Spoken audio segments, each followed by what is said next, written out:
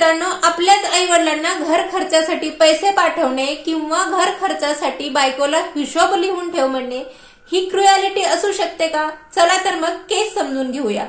तर या दोघांचे लग्न 2016 मध्ये होतं. दोघंही युएसए मध्ये राहतात.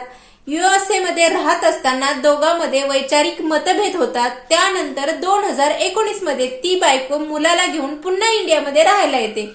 त्यानंतर 2 वर्षांनी नवरा तिला लीगल नोटीस पाठवतो की तू परत राहण्यासाठी युएसए मध्ये ये.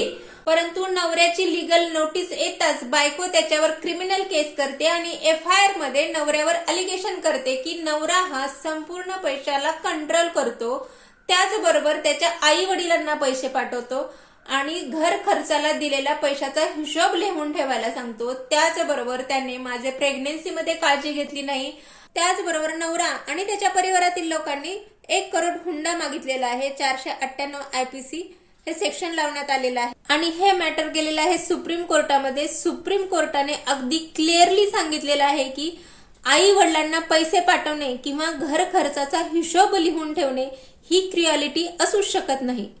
त्याचबरोबर डिलिव्हरी नंतर वजन वाढल्यामुळे तिला ताणे मारणे किंवा तिचे प्रेग्नेन्सीमध्ये काळजी न घेणे हा बॅड बिहेवियर होऊ शकतो, पण क्रुएलिटी होऊ शकत नाही.